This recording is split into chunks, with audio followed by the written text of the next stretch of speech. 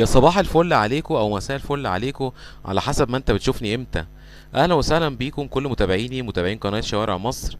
النهاردة معادنا مع حلقة جديدة من حلقات القناة، وهو مشروع ممشى اهل اسكندرية على ضفاف بحيرة مريوط، على غرار ممشى اهل مصر اللي هو اتعمل فعلا واتنفذ في القاهرة. هنعرف كل حاجة عن المشروع وقيمته السياحية والاقتصادية. بس الاول، لو اول مرة حضرتك تشرفني في القناة ومهتم بكل المشاريع القومية وكل جديد في مصر بالأعم واسكندرية بالأخص، يا ريت تنزل بسرعة تضغط لايك واشتراك بالزر الأحمر وتفعل زر الجرس على الكل عشان يجيلك كل جديد. يا ريت لو عجبتك الحلقة تكتب كومنت وتقول رأيك في الحلقة ورأيك في القناة كلها. هنتكلم على تاريخ بحيرة مريوط، وبعد كده نتكلم على تطوير بحيرة مريوط ومشروع ممشى أهل اسكندرية. أسيبكم مع فاصل صغير ونرجع تاني.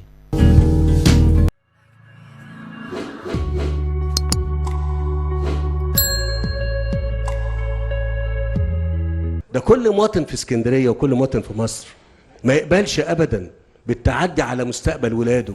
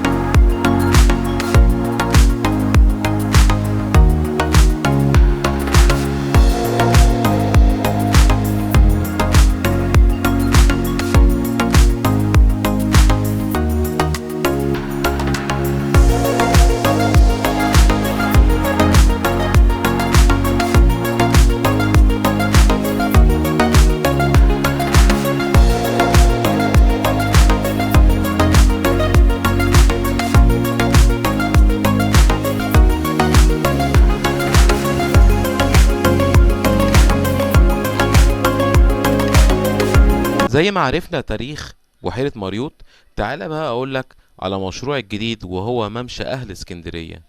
ممشى اهل اسكندرية بطول 4 كيلو ونص وبعرض 100 متر، جاري تنفيذه على ضفاف بحيرة مريوط امام منطقة بشار خير 3، وكمان قدام مشروع حي سواري الجديد.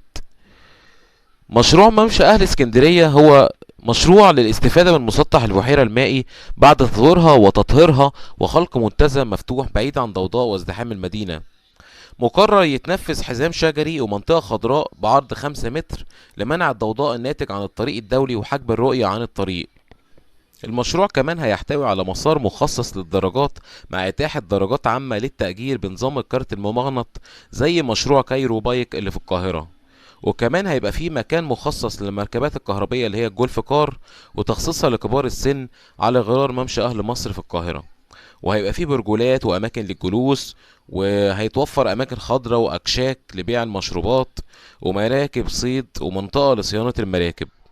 وايضا هيبقى فيه مرسى مراكب للصيد ومنطقه لصيانه المراكب، وهيبقى فيه بحيره صناعيه، وهيبقى حواليها فيه فود كورت وتتغطى بالخيام، وهيبقى فيه حلقه سمك زي حلقه سمك بورسعيد، وكمان هيبقى فيه مسارات مشاة داخل البحيره مخصصه لهواة صيد الاسماك، وهيبقى فيه نادي رياضي مخصص للرياضات البحريه، وهيبقى فيه فندق ومرسى يخوت ونافوره راقصه، وكمان مسرح مكشوف وملاهي مائيه اكوا بارك، وهيبقى فيه مسجد وميني ماركت، وكمان نقطة شرطة مسطحات مائية ومحطة بنزين وغاز طبيعي.